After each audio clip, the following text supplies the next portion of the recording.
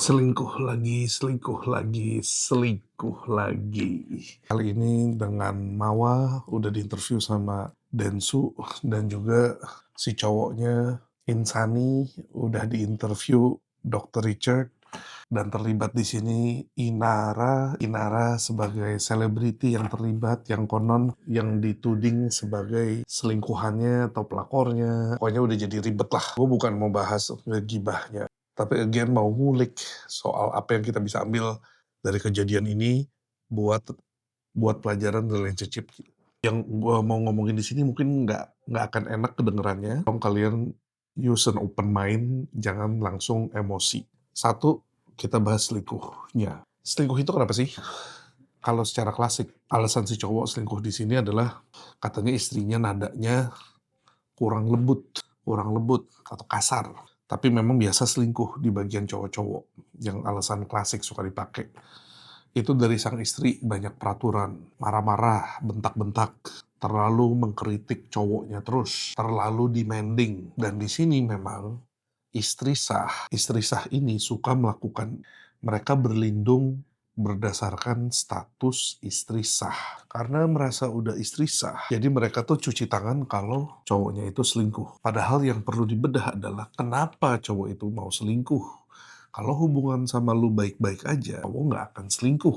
Selingkuh pun juga ada macam-macam selingkuh ya sebenarnya. Ada selingkuh yang cuma hubungan badan doang, ada yang selingkuh cuma penasaran doang, ada yang selingkuh bener-bener pingin permanen. Ada yang selingkuh sementara, itu dia cuma untuk memuaskan hubungan badan, atau cuma butuh emotional support, tapi sifatnya sementara. Dia nggak ingin menceraikan istrinya, nggak ingin ninggalin anaknya atau ninggalin keluarganya. Ada, dan banyak yang kayak begitu. Tapi ada memang selingkuh yang tujuannya untuk permanen, untuk exit, untuk kabur, mau ninggalin keluarganya. Jadi nggak semua selingkuh itu sama. Unfortunately, selingkuh itu semuanya menjadi rusak begitu waktu ketahuan. Itu kalau dari segi si cowok. Alasan klasik si cowok. Alasan klasik si cewek. Cewek juga banyak yang selingkuh. Cuma bedanya, cewek kalau selingkuh, banyak yang nggak ketahuan. Karena cewek lebih jago selingkuh. Cowok lebih nggak peka, nggak ketahuan dan mungkin stop, terus udah itu menjadi rahasia selamanya. Ada juga yang kayak begitu. Tapi kalau alasan cewek selingkuh dan mau ninggalin atau minta bubar atau minta cerai, alasan klasiknya biasanya cowoknya nggak bisa bahagiain dia, cowoknya terlalu cuek, cowoknya nggak ada perhatian, cowoknya nggak ada waktu buat si cewek, dan karena kurang perhatian, istrinya ini selingkuh. Ada yang bisa ngasih perhatian lebih, ada yang baik sama dia. Atau alasan klasik satunya lagi, si istri udah nggak respect lagi sama cowoknya. Cowoknya terlalu penurut, terlalu bucin, apa aja nurut sama istri. Terus istrinya nggak respect, istrinya selingkuh. Cari cowok lebih keren, lebih lebih macho, lebih maskulin, yang bad boy. Jadi memang cowok-cowok tuh serba salah sebenarnya. Tapi di dalam hal ini deh, kita balik ke yang kasus ini. Istri-istri kadang memang perlu introspeksi menurut gua. Cowok itu manusia, bukan benda yang bisa diambil orang, kayak gantungan kunci dicuri orang. The fact adalah cowok Anda bisa selingkuh atau mencari selingkuhan, biasanya karena tidak nyaman di rumah. Faktanya adalah kayak begitu. Cuma istri-istri itu nggak mau denger. Kalian tuh selalu merasa benar. Kadang demi merasa kalian benar, kalian nggak peduli perasaan si cowok. Cowok itu udah kerja, udah capek kerja, banyak tantangan, banyak pressure, harus ngatur anak buah, meeting di luar cari proyek, dimarahin customer, ditipu partner. Nah mereka tuh nggak cerita kayak begituan. Cowok itu harus kayak begitu, harus diem, ditelan, dan harus menyelesaikan masalah. Sementara di rumah, mereka terus dimarahin, diomelin, dikritik, harus ngerjain ini, ngerjain itu, harus begini, harus begitu. Jadi si cowok tuh merasa capek, merasa babak belur gitu. Di luar dia perang, balik ke rumah dia harap bisa istirahat mendapat support, malah kena omel sama bininya sendiri. Apalagi di dalam hubungan mereka ini long distance marriage nih. Istri dan anaknya di Medan, cowoknya kerja di Jakarta. Ditambah lagi semua kompleksitas ini adalah baik si cewek maupun si cowok, itu sama-sama masih muda. Nikahnya waktu umur 18-19, sekarang cowoknya umur 25-an. Itu masa-masa di mana sebenarnya belum siap secara mental dan psikologis untuk nikah. Di saat-saat itu biasanya dipenuhi dengan hormon-hormon, dengan emosional, di mana bisa mengambil keputusan untuk merit, belum lihat dunia, belum ada pengalaman hidup, belum ngerti artinya komitmen, belum bisa melakukan perbandingan antara si ini dan si ono. Kayak kesannya tuh masa kecil belum puas. Kalau kita di Cindo-Cindo tuh sebelum umur 25 kalau ngomongin nikah tuh diketawain, dianggap tuh lu masih kecil, belum ngerti apa-apa, nggak usah ngomongin nikah dulu. Lu sebelum umur 25 tuh lu fokus di kerjaan, di sekolah, kerja yang bener, cari duit yang bener, bukan soal nikah-nikahan. Lah di sini udah nikah dan punya anak.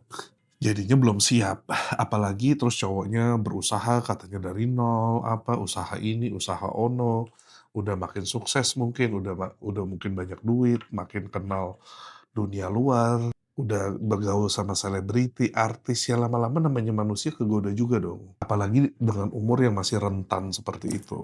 Balik lagi yang soal selingkuh. Jadi kadang istri sah tuh lupa, ibaratnya tuh begini loh, kalau lu punya binatang piaraan, lu misalnya punya anjing deh ya, anjing itu lu kasih makan, anjing itu adalah punya lu. Lu adalah pemilik sah anjing itu. Lu kasih makan, lu kasih minum, yes. Tapi anjingnya itu tiap hari lu kerangkeng, tiap hari lu bentak-bentak, tiap hari lu tendang-tendang, lu pukul-pukul. Ya anjing itu nggak bahagia. Begitu rantainya dilepas, anjing itu langsung langsung lari ke rumah tetangga atau langsung lari kabur dari rumah. Karena anjingnya itu nggak happy. Meskipun lu adalah pemilik official-nya, sahnya. Nah, anjing aja kayak begitu, apalagi manusia. Manusia kan juga punya perasaan. Lu boleh merasa bener, lu boleh merasa lu istri sah. Cuma kalau lu terus nge-pressure suami lu, terus under pressure, tidak memberikan dia kenyamanan dan ketenangan, dia juga nggak betah di rumah, tinggal masalah waktu aja. Lu nggak bisa salahin cewek yang so called merebut suami lu. Soalnya bisa aja dia mencari orang lain, mencari exit lain gitu. Dalam kasus ini juga, ini sekarang udah nasi menjadi bubur. Ini udah menjadi konsumsi publik. Ini 3 orang ini udah nggak mungkin, menurut gue udah nggak mungkin bersatu. Udah terlalu rancu.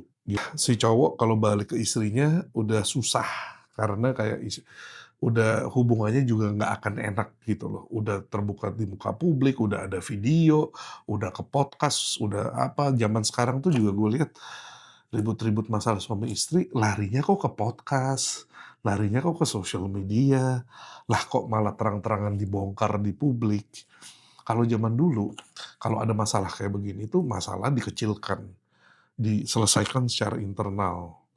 Jadi hilang gitu, masalahnya tuh dihilangkan, masalah kecil dihilangkan, masalah besar diperkecil.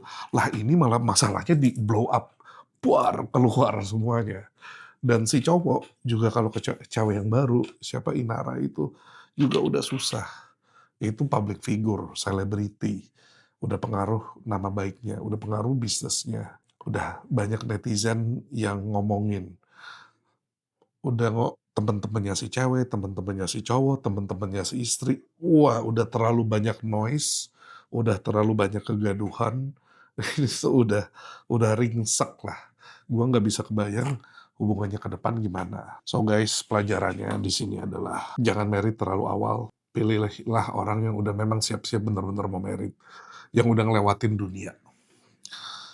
Udah ngerti lah jahatnya dunia, nakalnya dunia, baik cewek maupun cowok. Carilah yang emosionalnya udah stabil, dari bibit-bibit bobot yang oke, background yang mirip sama lu, lifestyle-nya mirip sama lu, pendidikannya mirip sama lu. Dan carilah yang bener, yang environment-nya bener, temen-temennya juga sebaik mungkin. Ini semua bukan jaminan bahwa semuanya akan baik-baik aja, atau nggak selingkuh, atau beres. Bukan jaminan. Hidup ini nggak jadi jaminan, tapi paling nggak memperbesar kemungkinan pernikahan kalian, relationship kalian tuh oke-oke aja. Relationship is not easy, tapi bukan berarti jawabannya adalah not to have a relationship. Oke, gitu aja dari gua. Good luck everybody.